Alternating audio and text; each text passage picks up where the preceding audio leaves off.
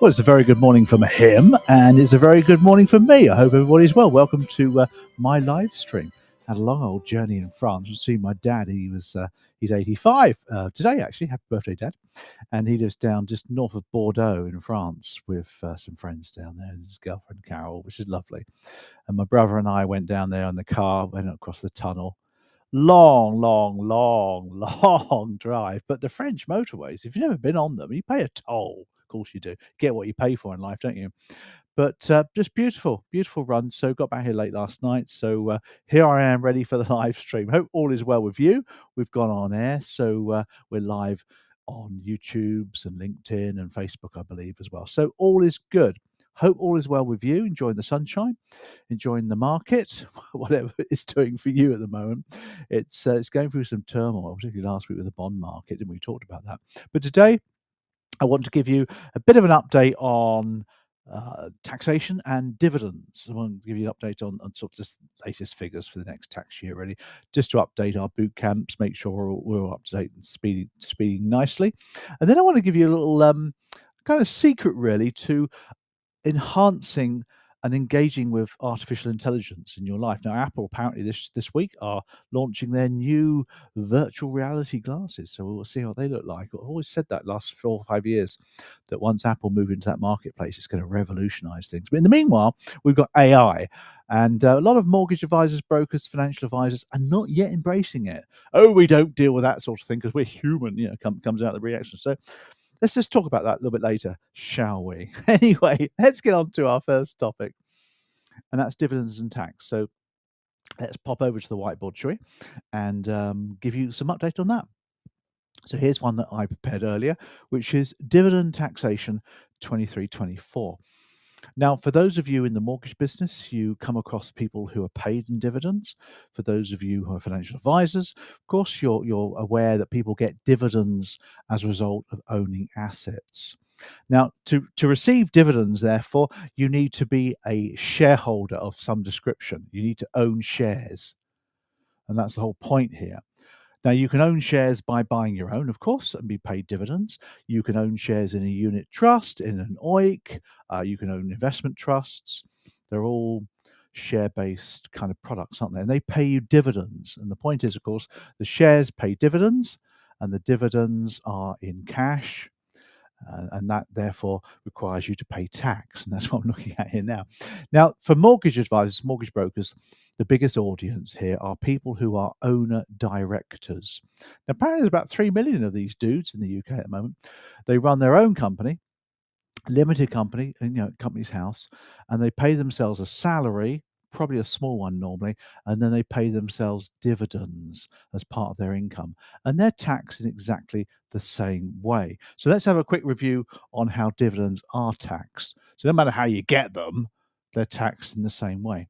When you receive a dividend, you are taxed. Now, there is an allowance. This is one that's gone down. It's now £1,000 for the current tax year. But the tax sheets give you all that information, as you know. Just to confirm that for you, let's just take a look at the tax sheet then, that you can see. Here's a tax sheet from a firm for this tax year. Now, if I just zoom in for you, you'll see here quite clearly in the middle there that dividend allowance. Here we go. Just bring that in there for you. There's the dividend allowance is at 0% for individuals up to £1,000 this year. It was 2,000. So in other words, you can earn £1,000 in dividends, and that's tax free. But then you see the rest of the dividends then becomes liable to tax at these different rates. You've got basic rate there, high rate, and additional rate.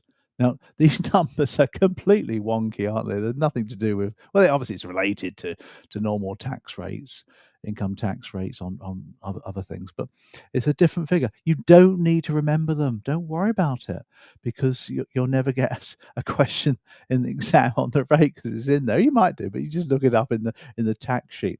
Now, the important thing to bear in mind when you're dealing with somebody who's paid dividends is that the lender will want to take into account salary plus dividends. So there's an order in the way that people are taxed. So let's just have a quick look at that order for you. We'll do this on the whiteboard. The first thing you look at when you're looking at somebody's tax position is all of their earned income. Now, we say earned because effectively you're earning it. through salary, through profits from self-employment, from rent, pensions. All those things are earned income, and they come first.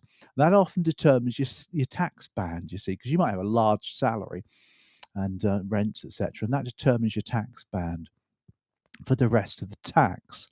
Then comes savings or interest, and that's where you get your personal allowance for interest from deposit accounts, that sort of thing. That gets added on the top. Then comes dividends or divs, dividends. So as you can appreciate, therefore, you've got all of the earned income, which is most people's most income really, giving you your tax banding. So when it comes to taxing dividends, yes, you get your first £1,000 tax free, but you're probably going to be in higher rate tax, aren't you, when it comes to taxing the divs? So you've got to be a little bit wary of that one. And if you're interested, just to finish off the story, the last one is capital gains tax. So capital gains is then taxed. So that's often also high rate. So the order is quite important, as you can probably appreciate. So it comes down to allowances, doesn't it? If you think about it, you've got your £1,000 allowance for dividends, you've got your personal allowance for income tax as well. So this probably means that their personal allowance is used up here, then the savings, then the dividends. So it needs to look at the numbers. Not a lot more to say about that, but the fact is that a lot of owner directors pay themselves a very small salary. They'll probably pay themselves, 12 grand or something to keep within the personal allowance. They won't pay any tax on that because then the dividends get added and that becomes liable to quite a large amount of tax, isn't it? Which a lot of people work it. So, for example, you might have an owner director and she pays herself, say, £12,000 in a salary, and then she pays herself 50 grand in dividends, which is perfectly acceptable to do that.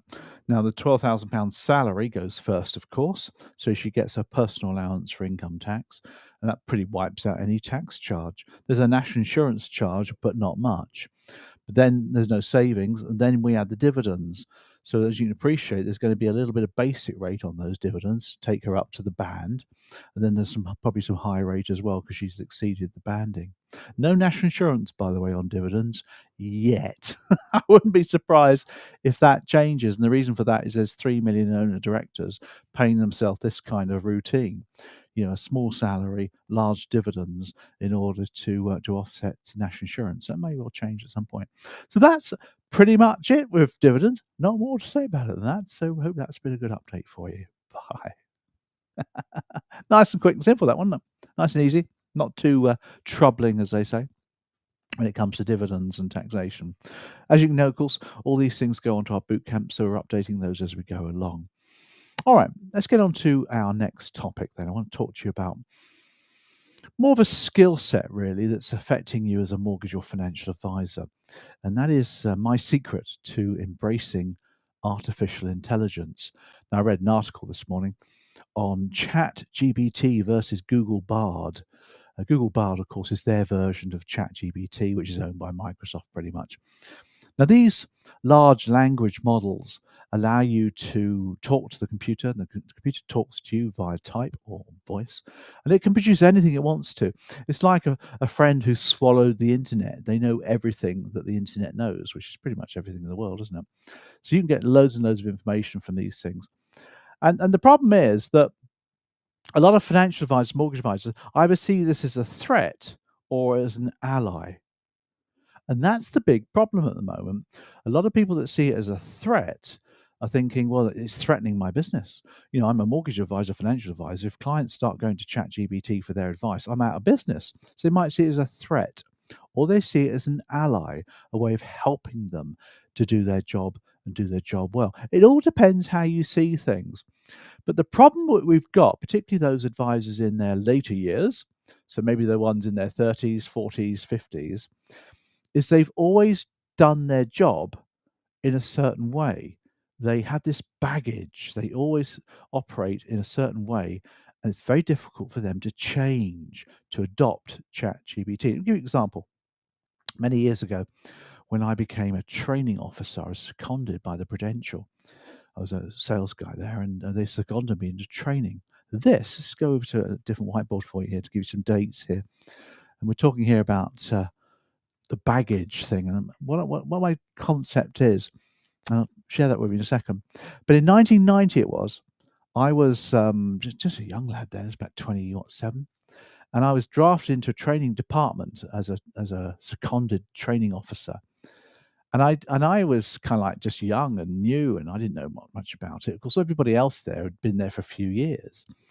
And one thing we had to do as training officers was to produce slides. Now, back then, the guys in the office got these Letraset gadgets. They were plastic gadgets. You fed a sticker thing through it, and it used to create letters and words, click, click, click, and the words would come out in a little sticker. And they would stick these onto paper and then photocopy those onto acetate, and that's how they made their slides. So it's words, fairly accurate. And I thought, well, that's a bit of an old-fashioned way of doing it. I just bought myself a second-hand computer. I'd been working with computers since 85, 86. But I bought myself a second-hand computer, an old XT it was, an IBM XT, and I had a printer as well. For thinking about that, and I used Word Perfect. I used Harvard Graphics. I had a very rudimentary desktop publisher, and I started to produce slides on desktop publishing, print them off, and photocopy them onto acetate. So I was able to do words, obviously, but graphs and bar charts, pictures scanned in, because I didn't know how to do it before. I didn't come with any baggage, you see. I came into the world of producing slides as a trainer, completely new to it. So I looked at what technology was available to me, and off I went. And that's the thing with artificial intelligence or AI, is that the young people now don't have the baggage that we've got. So they're embracing AI for absolutely everything they do, and they don't think twice about it. They're just going for it. So it does make you think about it. And the problem we've got is that we've got this baggage. So the secret, my friends, is quite clear, and that is we need to unlearn. That's the phrase of the day. We need to unlearn what we've already learned before. But that's hard to do. Because if you've always done something in a certain way and it's taken you years to learn that methodology, it's very difficult to eradicate it from your mind and start afresh. So that's the secret. Easier said than done. So let me give you a couple of examples. Let's just say that you are a mortgage advisor, financial advisor, and you want to produce some content. You want to write some articles about the topic that you talk about. Now, in the past, you might well have done a bit of research, or you might just started to type or whatever, and you've produced the article and you proofread it, and then you send it off to LinkedIn or whatever and get it published. And that's probably the way you've worked for years. And I've done that like for years as well. I've mind mapped and done all sorts of ways of operating. So that's one way of doing it. The other way is to unlearn that. In other words, don't do it like that anymore. I'm not going to do it that way. And then jump onto ChatGPT, pay a few dollars, get the version 4 because it's much better. And then type in there the topic you want to write about and ask ChatGPT to write it for you. And ChatGPT will give you as many words as you want on that topic. Remember, they've swallowed the internet. So they've got the information already, and there's always information there. I know people saying it's a little bit out of date, possibly, and I get that. But anyway, you get this word, 500 words given to you. You can then go through it and add some stuff to it, change it, make it your own. I'm not saying copy and paste. Don't go there because it sounds like a computer's written it, but it's your starting point. And you can add a few stories or whatever, or enhance it in any way you feel fit. So that's not one example, is it? What about a suitability letter? A suitability report or letter that you do for your business. So if you recommended mortgages protection, whatever it is, you've got to produce a suitability letter. Now, how have you done it in the past? Well, you may do it one or two ways. You might do it by using the sourcing software or the software that your company's given you, and you might have pre-arranged paragraphs and templates that you plonk in there and you add a few bits to it. And you produce these reports that way. You might type it freehand, bearing in mind from the fact finding you've done, you might go in there and actually type it up yourself, and then proof it, maybe send it to a power planner who then proofs it again, and you send it off to compliance. So again, unlearn that. So now you start to use ChatGPT. You type in ChatGPT, please give me reasons why somebody might want a personal pension, etc., etc. And they'll come out with some really good stuff. You'll be amazed what they come out with. Almost what your power planner might come out with if you use them. Again, once you've got this information, you can then go in there and change it and amend it and squeak it because you're the expert. You can check to make sure it's correct as well, of course. Don't just literally copy and paste it and send it off, but you can amend it, tweak it, improve it, etc. And then you'll be able to save yourself a lot of time because you've basically got yourself a person, a machine that's helping you along the way. That's one more example for you. Say, for example, you're doing an exam and you're doing some kind of equity release paper exam or whatever. How have you tested yourself in the past? How have you tested yourself? Well, you've probably bought test papers. I mean, we sell them, or you've got some test papers from the exam board. But no, you eradicate that and you say, well, okay, I'll use ChatGPT. So you can ask ChatGPT to test you, to ask you 5 questions with answers on the subject of home reversion plans. And ChatGPT will give you 5 questions with answers so you can test yourself. You can even ask him to or her to write a multiple choice question for you. ChatGPT, please would you create for me 5 multiple choice questions which require you to give me a question with 4 answers. 3 answers are wrong, 1 answer is correct. And name these A, B, C, D, and give me these questions based around the topic of taxation in later life or something, and it will do it for you. It will, and very well too. So you don't need to go buying exam papers, logging on, paying £100 or whatever, and start doing exams. You can do it yourself. It's all about unlearning. That's the secret. Unlearn how you've done things before, and then you can do it. I mean, hotel choices, key in there. Give me 5 hotel options in Mayfair, London, and ChatGPT will do it for you. You don't need to go Google anymore, which is why Google's really scared at the moment. Things are changing so much. So that's unlearning. It's just an idea for you as well. But I do think actually, when I go back to 1990, and there was me joining this training department, I must have been a right nightmare. I was a right little upstart. Well, I can imagine this bloke coming and telling everybody how to do it properly. But they were all interested in the slides that I produced, but it took them years to adopt things like Harvard Graphics and WordPerfect and stuff because they had people in a typing pool that did all that. Shows how things have changed. But again, I joined AC without preconceived notions about how to do these things. Now, of course, I've got 50 years of baggage, so I have to go unlearn. But I must have been a right cocky little upstart with joining that thing. It makes me think about it anyway. So I hope that's been a good update for you on that one. Bye for now. Yeah, I just imagine actually this 27-year-old Mr. Archer joining as a trainer. But I've always adopted technology, but of course, I use different technology to do the job, which maybe I need to unlearn as well, because ChatGPT does things and different artificial intelligence engines do things very differently. Video production, for example, avatars and the virtual reality, the intelligence that the new Apple glasses are going to be bringing in a huge amount of change. So I need to change all of this, unlearn it, and start to operate in a different way. And I hope that's been useful. Okay, let's wrap up. Let's give you a few updates. What's going on? Got an important announcement for this week. Actually, you might be interested. On Wednesday, let's just give you the graphic for you. On Wednesday, which is 2 days' time, which depends, of course, on what day you're listening to this podcast or watching this live stream. I get all that. I'm doing at 6:00 a free little webinar for you. How can mortgage advisors obtain sales leads for the modern mortgage advisor and later life advisor? Again, that's using the concept of unlearning as well, because I'm going to unlearn how you currently do it, because lead generation via buying leads off the internet ain't got much of a future, I don't believe. So you need to look at different ways of doing it. So we've got that coming up. If you haven't got details about how you can access that, you need to be on our database. I showed this last week, didn't I? There's a little QR code there. If you were to pause the video and just click that, if you haven't got the ability to watch it, just get on our website and you can get onto our database that way as well, which is quite useful if you wish to do that. So that's quite exciting. On Saturday, I've got our first explainer webinar on our route to financial advisor. We started doing this last year, actually, just ended last year, and it's building a little bit of momentum.